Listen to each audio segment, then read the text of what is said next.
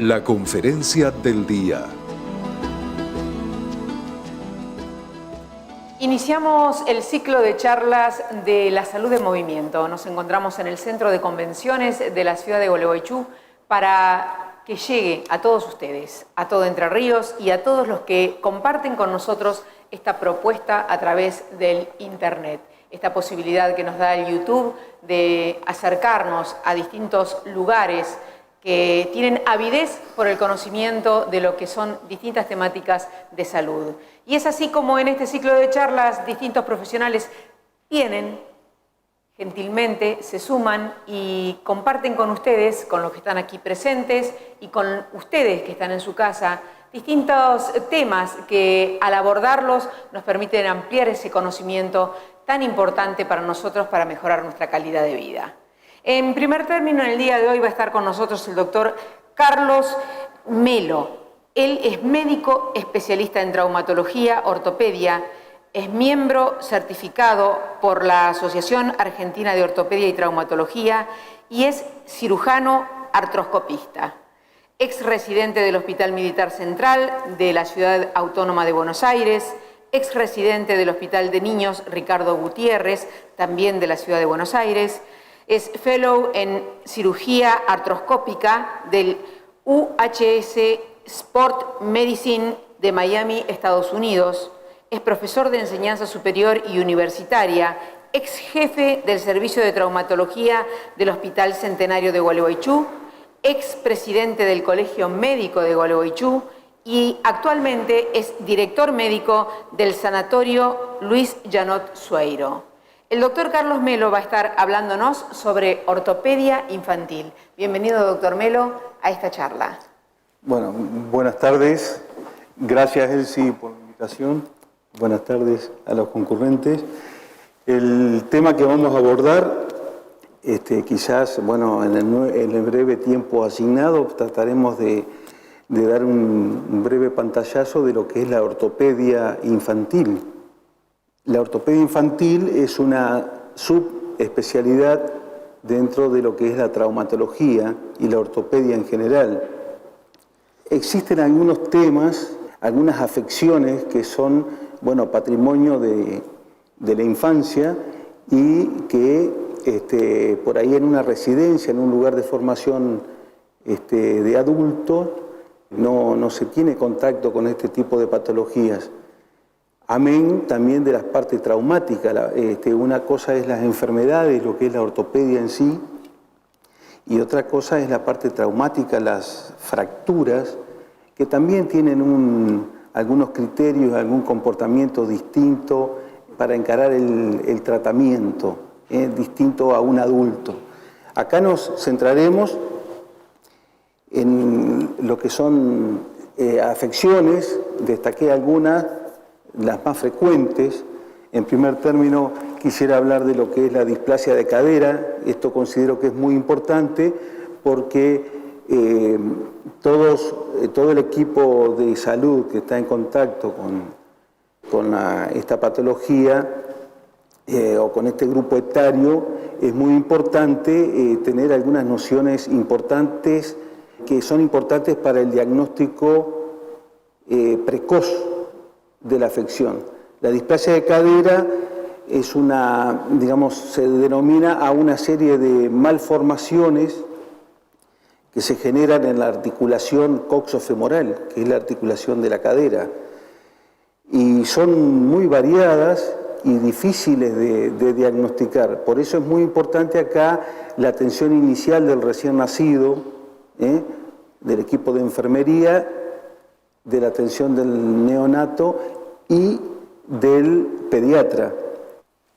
Para el diagnóstico precoz, como hablaban los primeros, ya en el nacimiento, hay una maniobra que se llama maniobra de Ortolani, que consiste en hacer una abducción forzada de ambas caderas y ahí se percibe un resalto, el famoso clic de la cadera descrito por Ortolani, quien describió este signo, y es nada más ni nada menos que la articulación que se sale del lugar y provoca el chasquidito ese.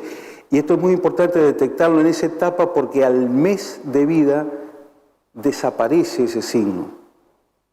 Por eso es tan importante el diagnóstico precoz del pediatra y en la atención del recién nacido.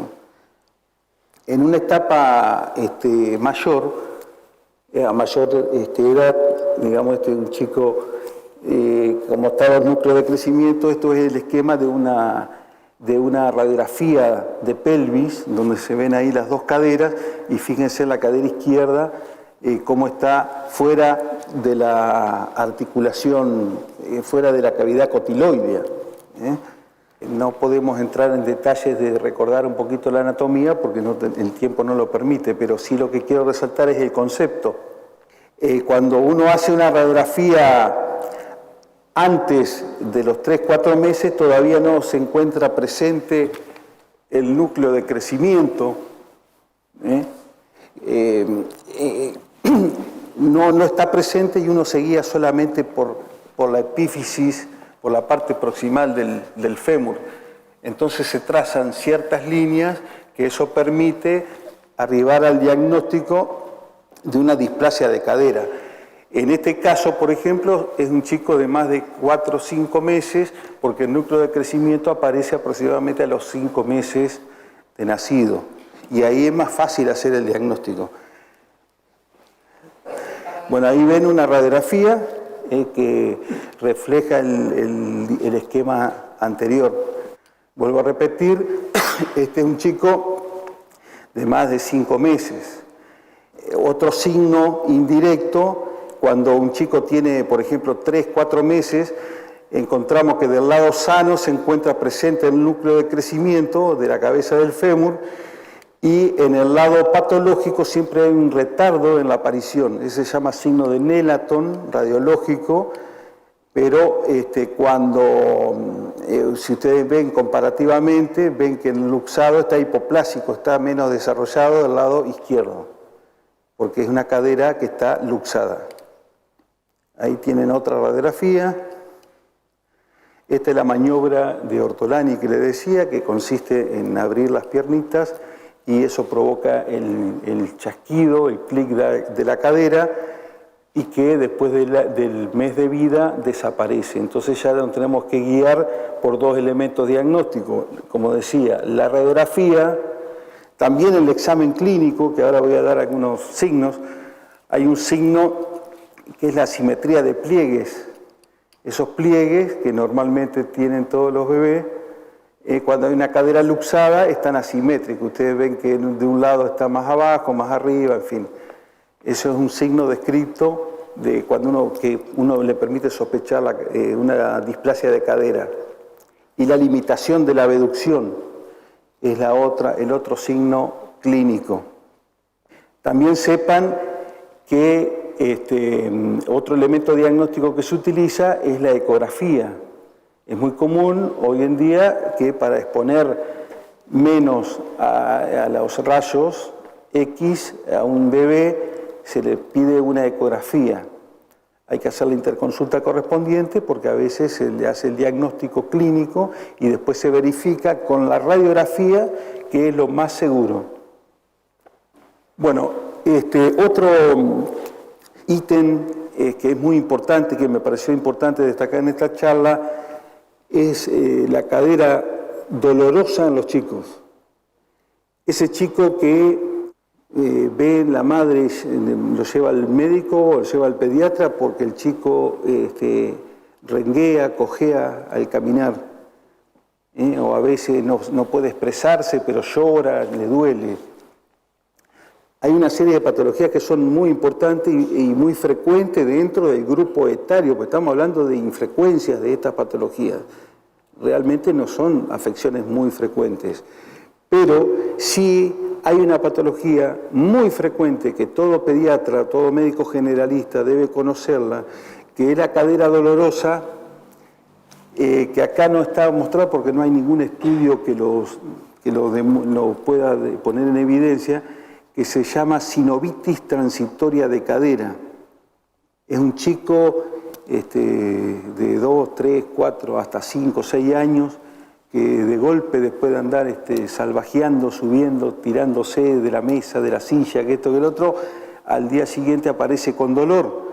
Y bueno, va a los médicos, no se encuentra nada en el examen, los análisis son normales y resulta que el chico renguea al caminar. Bueno, se trata de una sinovitis transitoria de cadera con 24 48 horas de reposo o de actividad limitada, el chico se cura. Esa es la afección muy frecuente y que se ve a diario en nuestros consultorios y que todo pediatra y toda madre debe conocerlo, sinovitis transitoria de cadera. Pero, ¿qué pasa?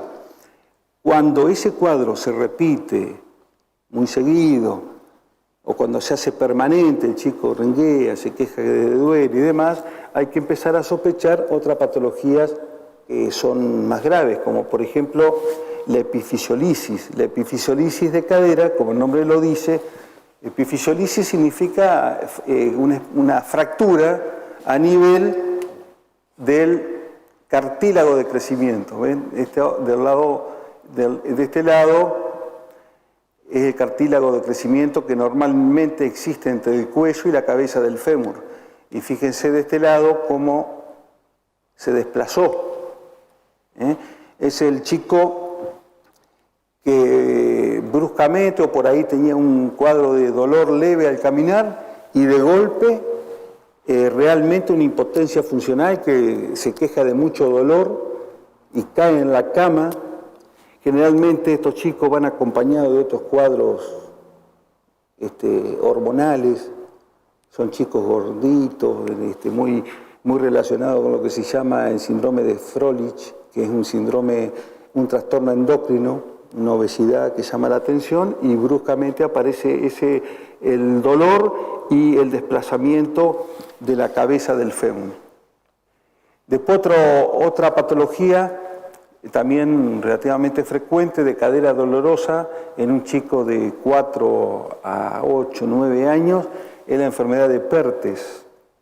La enfermedad de Perthes es una alteración del núcleo de crecimiento de la cabeza del fémur, del núcleo de crecimiento, por un problema circulatorio que se produce en el cartílago. O sea, las arterias que dan la irrigación a la cabeza del fémur muchas veces se ven afectadas por distintos factores que a veces son idiopáticos, no se pueden conocer cuál es la causa, y deja sin circulación la cabeza del fémur y esa cabeza se va deteriorando, se va deformando. Ahí ven una radiografía, fíjense el lado sano, el lado patológico, el chico tiene mucho dolor, mucha claudicación. Bueno, otra patología que tenía que mencionarla sí o sí en esta charla es la escoliosis, es un vasto tema. La escoliosis es la desviación de la columna en el plano frontal, pero lo más importante es que no solo tiene que haber este tipo de desviación, sino que tiene que haber rotación de los cuerpos vertebrales, porque a veces uno encuentra la columna desviada y es por una pelvis oblicua, o sea, porque tiene una pierna más alta que la otra, o por una contractura muscular, lo que se llama una actitud escoliótica. El diagnóstico de escoliosis es algo muy específico y que tiene que reunir esas características. Acá ven una radiografía, ahí ven una radiografía, generalmente ustedes van a ver que es así en forma compensatoria, tiene una escoliosis mixta, lumbar y dorsal. A veces una madre dice, le duele porque tiene la columna desviada. No tiene por qué doler, no duele la escoliosis. Entonces la descubre generalmente los padres o el profe de educación física. Fíjense este signo que se llama la simetría del triángulo de la talla, comparando un lado de otro, aparte de la jiba, ¿no? Y esta maniobra es muy importante, que se llama maniobra de Adams. Uno hace origina una flexión del paciente y ve la simetría que se produce en el tórax o en la región lumbar. Esa es la forma clínica, porque a veces hay escoliosis leves que no se pueden diagnosticar. Ahí ve la diferencia, ¿ve? ahí ven la jiba dorsal, comparando con la columna normal, con esa maniobra que se llama maniobra de Adams, que todos los que estamos, todo el equipo de salud tiene que estar familiarizado con esto. Aquí tienen un grado severo de escoliosis que solamente se puede tratar porque la escoliosis se divide en escoliosis leve, moderada y grave. La de menos de 20 grados, que bueno, es muy engorroso explicarle cómo se miden las curvas, pero la de menos de 20 grados se trata con kinesiología, ejercicios terapéuticos. De 20 a 40 grados es la escoliosis moderada, se tratan con corset y con kinesiología también, y la escoliosis grave requiere ya un tratamiento quirúrgico que es la artrodesis, como vieron ahí. Esto también es una afección muy frecuente y que tengo mucha experiencia. He llegado a operar muchos pivot acá en Gualeguaychú.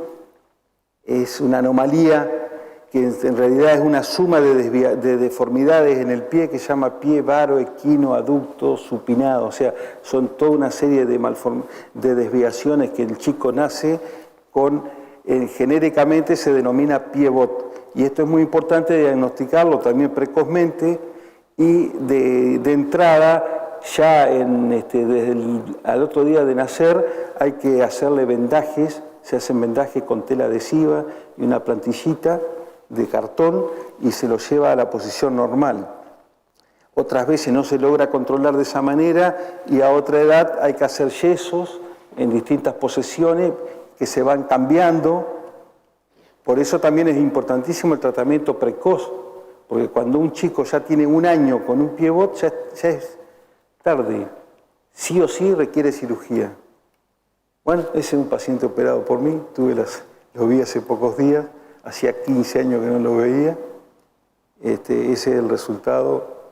Bien, doctor, el tiempo se nos fue, seguramente le debe haber quedado cosas para seguir aportando en la charla, pero si tuviéramos que dar 3 o 4 ítems fundamentales como para tener en cuenta en esta temática que es la ortopedia infantil, ¿cuáles serían las cosas que uno debería estar atento y tener en cuenta para poder llegar a hacer la prevención y llegar a tiempo como para poder encontrar una solución si es que la hay?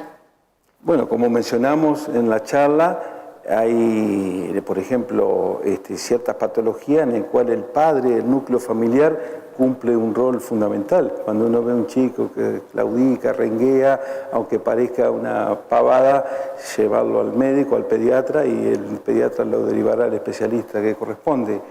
Las anomalías de la talla vimos que son asintomáticas, la escoliosis, o sea que también es importante ahí el rol de los padres, de los profesores de educación física. Y bueno, y resaltar que también hay anomalías en la cual, digamos, en el niño se comportan de distinta manera que en el adulto. Acá yo no mencioné una patología que es un poquito más grave que la sinovitis de cadera, que es la artritis séptica. Es el chico que también tiene mucho dolor porque es muy frecuente en la cadera, requiere hasta un drenaje de inmediato, es una infección localizada en la cadera. Es totalmente distinto a la sinovitis, que uno encuentra un chico sano, vago, pero que renguea y se queja un poquito de dolor. El otro está decaído, con mucha fiebre y con los análisis alterados y demás. Artritis séptica, que también es muy importante la prevención y el diagnóstico rápido, porque si no lo deja, destruye la cadera. Claro, y una de las cosas que se evidenció en lo que usted hablaba, la importancia que tiene la revisación médica en el momento de nacer, ¿no?